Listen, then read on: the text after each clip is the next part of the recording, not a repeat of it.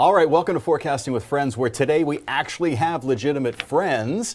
And we actually have some really important stuff to talk about today, instead of just showing you animal videos and all the stuff that we usually do. So we're joined by Lindsay Rowe. Now, Lindsay is the president of Allies in Energy, but also you are on the board of the Houston Energy and Climate Week.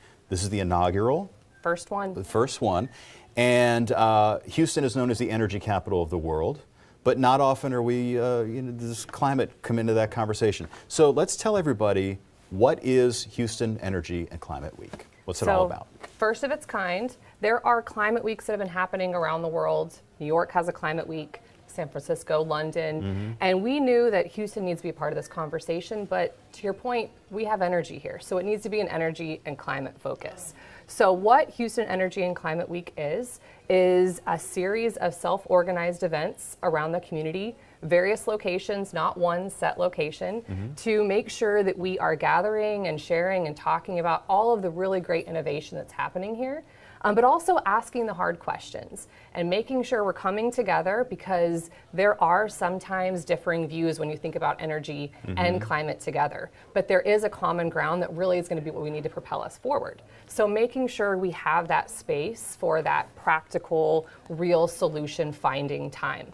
So we're excited about having the first one this year. Yeah, and glad it's centered here in Houston too. So I guess the bottom line for those of you watching is that when there are climate summits, you have people who are coming who are all basically of the same mindset, from the same causes and same types of organizations. But in this event, you're going to have people talking, communicating, who are in the oil business, in the energy exploration business, but also in the business of building a green economy or building green architecture and things like that, which is something that doesn't often happen.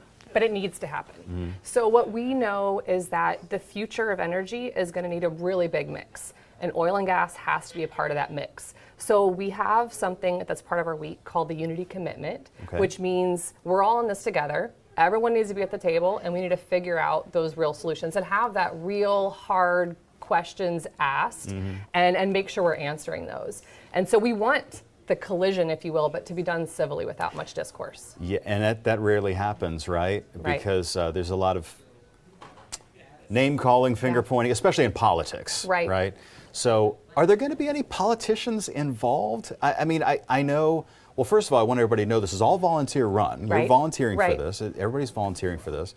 Are the right ears going to be there? That's what we're really hoping. So the Allies in Energy, which is that nonprofit we talked about, our goal is to bring the ears and the eyes. So we're going to have an opening and a closing. We do have Commissioner Briones, who's going to open us up for the week. We have Angela Blanchard, who is part of the city's Resilience and Sustainability is going to be there as well. And so we do have some of the government component with private sector too.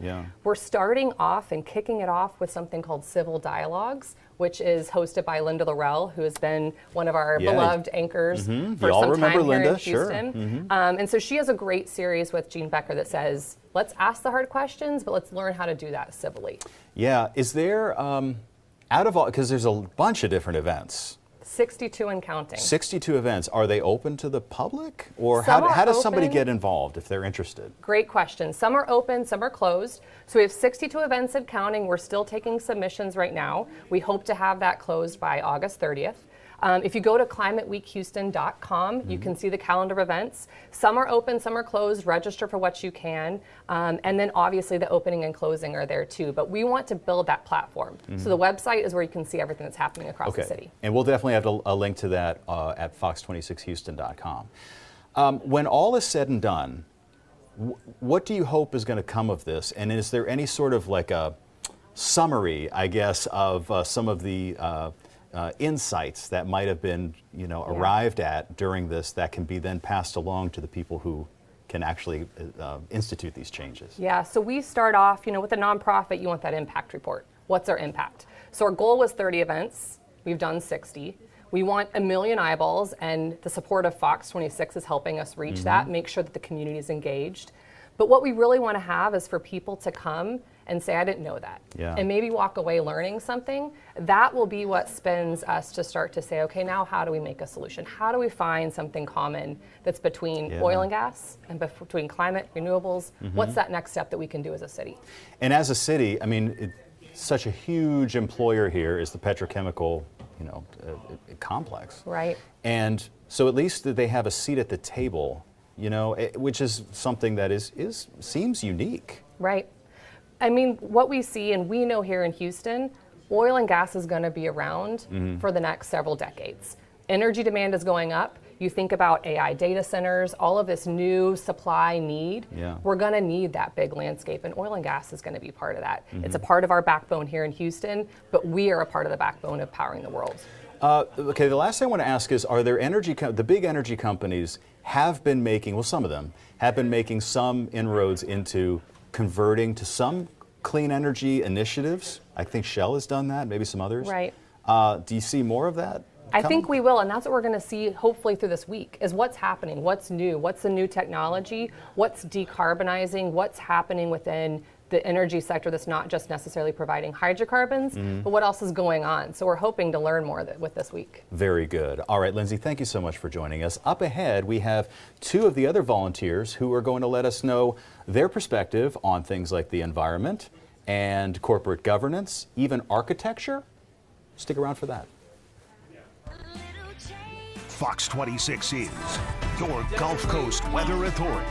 And while our area is vast, This storm could bring widespread flooding and dangerous winds to our entire our forecasting zeroes in These storm cells over the ship channel are particularly dangerous. from your community Memorial Park is getting hammered right now with heavy down. right down to your neighborhood streets. We're starting to see the water rise along Buffalo Bayou. It's hyper-local coverage from your Gulf Coast Weather Authority, only on Fox 26.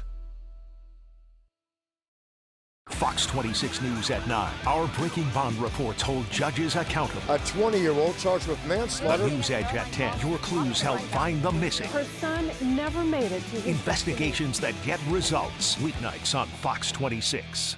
Engaging and shareable. Visit the Fox 26 Houston Facebook page. Need a legal question answered? Fox 26 legal expert Chris Tritico can help.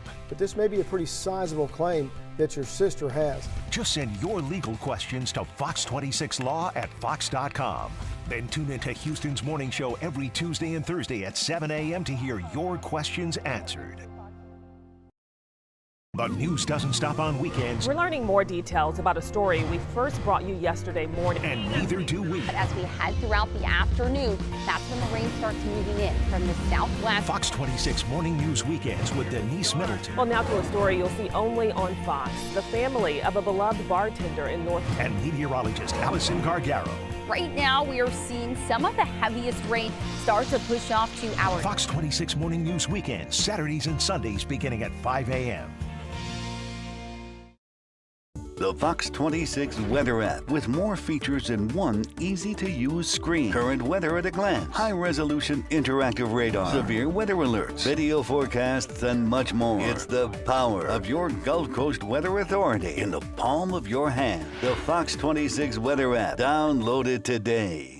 The Fox 26 YouTube page, your home for the best Fox 26 has to offer. The latest news. Good evening, I'm Caroline Collins. Topping the rundown. Our most popular local programs like the Isaiah Factor Uncensored. Why the hell was so many people burn out? And stories you may have missed from series like Breaking Bond. The quicker we get a grasp on what's happening. Sullivan Smart Sense and The Missing. Please pick up the phone and call the police. Remember, you can remain anonymous. The Fox 26 YouTube page. Like and subscribe today.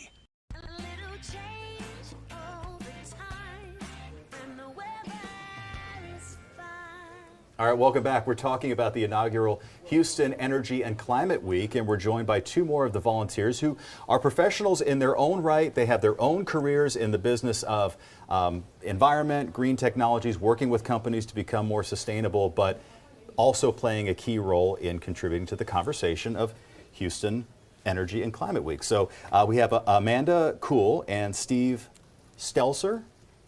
I should have asked you how to pronounce that first, but I didn't know if it was Stelzer or Stelzer. Thank you so much for both of you joining us. Thanks for having us, Mike. So Amanda, you have a really cool job. So you work with businesses to help them become more sustainable, greener, and also to help us, the consumers, kind of know what we're buying, right? So what are you going to bring to the table as far as communicating with the other participants in this week? Well, I am so my day job is working for CLIMCO as the Senior Vice President of Strategic Partnerships and volunteering with Citizens Environmental Coalition, and that's where Steve and I are here together to talk about what the CEC is doing with Houston Climate Week. And I think one of the exciting things that we're doing is we're just hosting a happy hour on the Thursday of September the 12th, and just an opportunity for everyone, for our members to come out, for people who are just curious about the environment, who people want to just share what they've learned throughout the week. Get together, grab a tasty beverage. Yeah, sustainable beverage. Hopefully sustainable. Which they do have. We learned all about this in a second from Lindsay, so thank you. And I think it's what Lindsay highlighted is it's about learning, but it's also about sharing. So we like creating spaces for these events to happen. The Citizens Environmental Coalition, we're known for 2 signature events here in Houston. The next one coming up is our Greater Houston Environmental Summit, coming up on October the 18th, Friday, October 18th at UH Downtown. And that's for anyone who's loving Houston Climate Week, just wants to get more, needs to know more, wants to geek out it.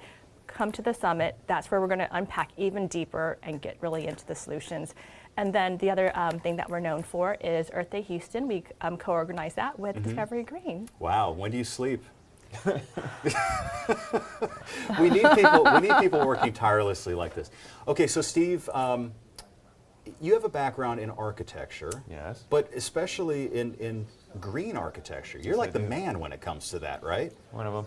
Yeah, so how does Houston, what percentage of our buildings have taken into account energy conservation and that kind of thing, or maybe have used some of your techniques? Is it just a small number? Is it just residential? Do businesses do it? More than you would think, believe it or not. The U.S. Green Building Council had a big influence with their LEED rating system. We have downtown and the various areas of Class A office space and high-rise, a lot of them are LEED certified.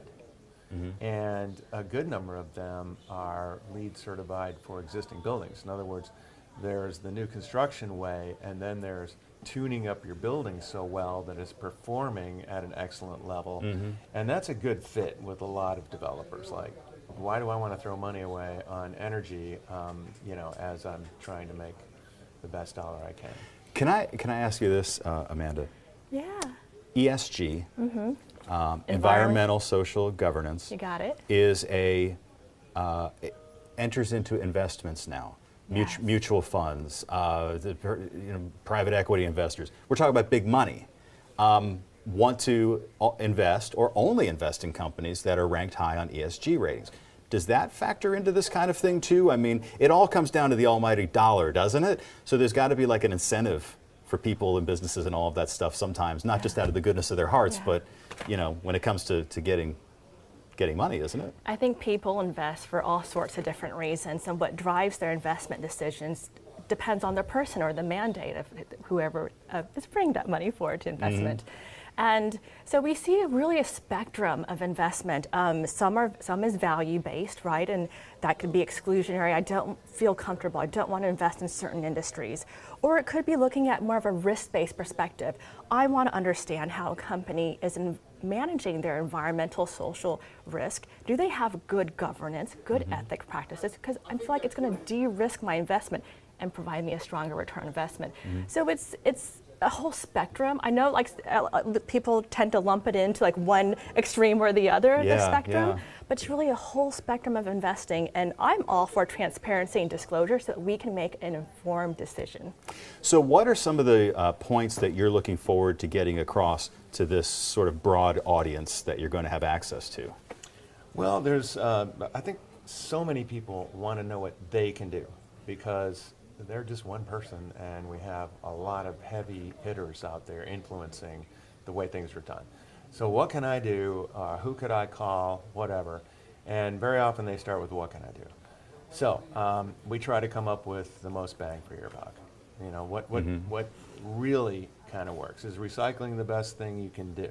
And there's some other things that are the best thing you can do. Because I've heard things about that it doesn't really make a difference or something. I mean, Well, you know, there's a lot of information, maybe some bad information online. Well, you know? believe it or not, the best thing you do in the recycling, in my opinion, is to divert your food waste. So if that's not going to landfill, that's a much better decision. Okay, so there's various ways you can do that. Composting at home, which takes effort. You could get a food waste pickup situation going. That is coming on like gangbusters. Other cities in Texas are already doing this kind of thing, so this is a great conversation piece for Houston to try to pick that up. Houston Solid Waste Department has already done a couple of pilots for this, so it's coming. You know, other things are, you know, let's cut down on the waste. So if you think you're being at all wasteful for anything like wasting energy, how about a home energy audit? Okay, and using a little bit less energy, that could save a couple of bucks too. Interesting. Yeah. So there's lots of things that we could just get out there. Another one. Well, I want to build on something Steve mentioned. This is always a surprising fact to me, that food waste globally contributes to more greenhouse gas emissions than airplane travel. We always think it's so bad to, you know, fly somewhere for vacation or go see a family member or explore the world, but actually food waste is a bigger contributor to global climate change. Is that because of the energy that went into producing the food, harvesting it and all that, and then it didn't get consumed? It's a combination of all the inputs that goes in, because in modern society, a lot of it is industrialized. The other part is the methane that occurs that if we don't consume the food, you know, which anyways, that's another story. If we don't consume it, if it goes to waste, it becomes methane, which is a very potent greenhouse gas. Yes, it is. It's 25% more potent than CO2. And it's a very kind of quick thing that just gives a big boost to the atmosphere. And you know more about that than I do. Well, no, I mean, and this is, look, I mean, my colleague John Dawson and I, who, by the way, you compost, don't you, JD? Or you used to? I took a break, but yeah. Yeah, you took a break. JD's a big gardener, so he's been composting for a long time. But back to the subject at hand. This is such a weird issue, because those of us who are meteorologists, we focus on day-to-day forecasting, honestly. And that's the safe zone to be in if you want to avoid sort of getting run over. I know for myself, we had Hurricane Beryl that strengthened to a Category 5 hurricane on July 1st. It was the earliest hurricane to ever hit Category 5 status. It hit Category 4 on June 30th. That had never happened before. And so I made an Instagram reel, and all I did was mention climate change. It was like a very short part of even what I was talking about. And the hateful comments that I got, I'm telling you, I mean, even from friends. Well, I think that's just from friends. I mean, hateful. And I'm not even necessarily an evangelist at all. I just mentioned it. And it's an immediate reaction. So that's tough. That's why I'm kind of glad that you guys are maybe, you know, that a lot of people are from different walks of life are going to be there. But that's a big obstacle. This is what I'm hopeful for when it comes to Houston Energy and Climate Week, is that we can kind of change this dialogue, what Lindsay mentioned before, have a civil dialogue. When we think about like Sarah Week, which is the largest oil and gas conference here in Houston every spring, they're talking about ESG, they're talking about climate. It is a specific track because we don't talk energy without talking climate. They're embedded. And I think what's going to be really fun as well is to hear about the innovations happening with maybe carbon capture, hydrogen. Houston is one of the DOE's 7 hydrogen hubs. Our project is called the High Velocity Hydrogen Hub. It's going to be super cool to see what happens here. But Steve, there is money to be made in this field. I know, look, we have such a long history of good paying jobs in this area based around the petrochemical industry, whether it's working in the oil field or working at a plant or something like that. People, they work there, their dad worked there, their granddad worked there, and they've put food on the table for all these years in that industry, and any inkling that there's going to be an end or a change to that industry hits people, you know, in a pretty tough spot. So is there like a transition that could be done where we could still have those jobs that are good paying jobs that people can rely on, but maybe transitioning to something that's a little more sustainable? I am not that versed in predicting the future on exactly how that transition is going to happen, but I like to talk about, in the meantime, as things are getting hotter, And we don't need to even argue about why they're getting hotter, but we have the data, and meteorologists know all about how much hotter it's getting. I know, how about our insulation? How about our window films? How about keeping that heat outside so that we can run less air conditioning inside? So I try to get neutral about anybody in any Who field. wouldn't want to save money? Exactly. Yeah. And anybody in the oil patch and anybody who has a home, no matter what they do. Boom. Yeah. So it's this conversation we can have without antagonizing, what's going on in the 20,000-foot view. Are you concerned at all that there have been a lot of, when it comes to EVs, that maybe we got ahead of ourselves a little bit? A lot of people bought, there's Teslas all over the road, but maybe the infrastructure didn't keep up with the demand at first, because I know now EVs are kind of, some people are going back to regular cars after having experimented with the EV. Do you think, what are your thoughts on that? I thought it was a blessing that we had this incredible alternative come up. So now let's just see what happens. Okay, I have a Tesla. I love it. And now that there are actually more charging stations, it is becoming extremely convenient. And so all of these Teslas that you see are there because they can charge, and it's not a problem for them, or they would get rid of that car. Yeah. I think one thing that I'm reminded of is any transition is lumpy, which is a very scientific word. Right. And this is why I think we need dialogue, and we need to be talking to all these different stakeholders so we can kind of figure out what does this transition look like, so it's less lumpy, smoother, maybe a better word. That makes a lot of sense. Well, the important part is we're talking, right? Exactly. Because we all got to share this planet together and the city together and everything else.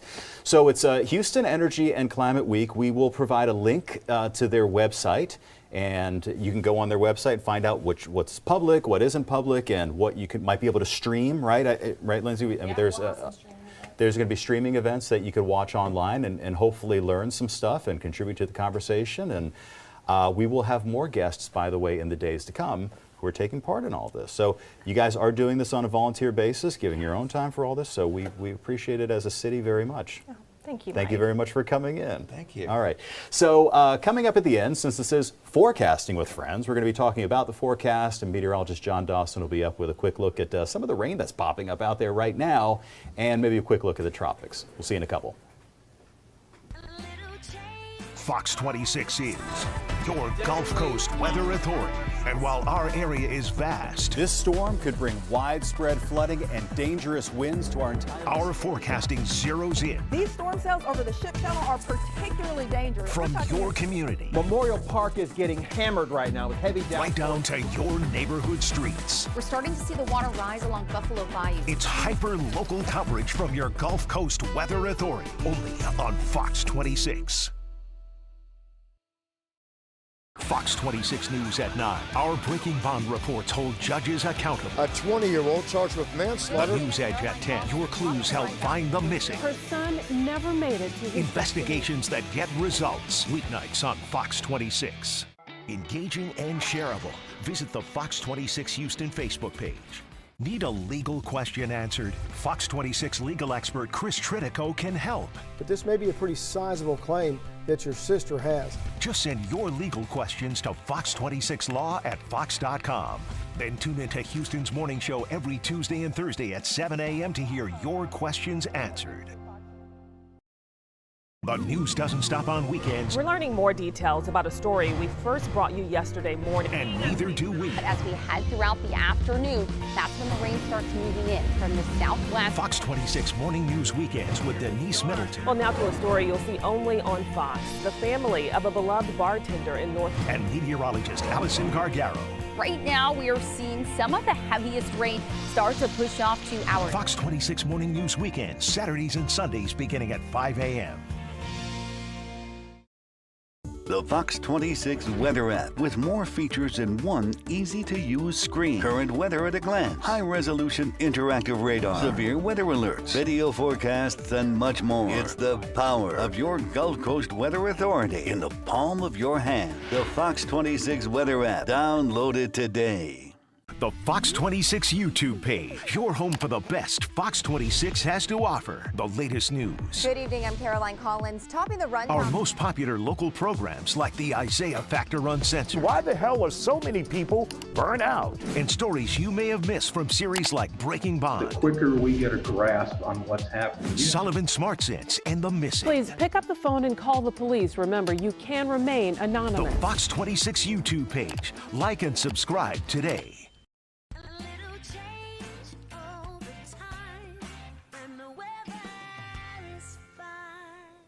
All right, welcome back to Forecasting with Friends. I'm meteorologist John Dawson. Such a great discussion with Chief Meteorologist Mike Itzkowitz and our guests from Houston's Energy and Climate Week. And just a reminder, because I'm not sure we said the dates there at the end, September the 9th through the 13th is when the actual week will be happening here in the Houston area. So we've got another week or so to talk about it more and sort of get us even more aware of what's going to be happening and help you maybe kind of plug into some of those events as we can. Taking a look across the Houston area right now, we've got about 88 degrees in the downtown Houston area. Those southeast winds at around 9 miles an hour. Our dew points sort of climbing back up again. We're back into the mid 70s. So when you take the humidity and the air temperature, that feels like temperature still about 97. So let's make sure we're, not going to let it slip up on us and overdo it out there very much. We're still focused on our rain possibilities. I know a lot of us appreciated those showers that we had yesterday, kind of knocked those temperatures down for most of the day. But notice in the next 5 days, we're starting to add up a few more inches here on what our expectations are going to be.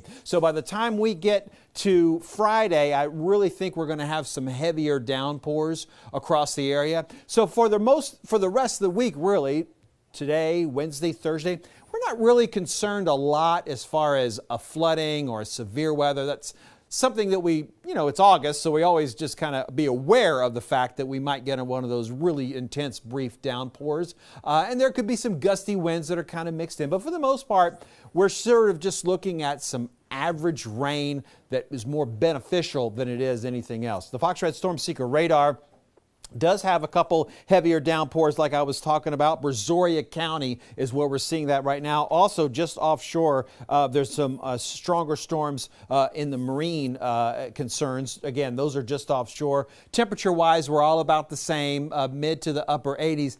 Unless you're seeing some of that rain or very recently seen some of the rain. We've been watching this upper level low. So we always use our water vapor imagery when we want to see what's happening up in the upper levels of the atmosphere. So not down at the surface where we're hanging out, but upstairs. We're watching that upper level low, and it's helping to sort of churn in that moisture. And really, it's just the opposite of that ridge of high pressure that we talked about for so long. It decreases the stability and gives us those possibilities of some rain. So we're going to continue to see that. Here are those heavier downpours over on the western side of Brazoria County. We're continuing to see some more move in across the Chambers County area, up down towards Lake Jackson as well. That'll do it for Forecasting with Friends. Remember, of course, we've got Fox 26 News at noon coming up in about 30 minutes. We'll see you then.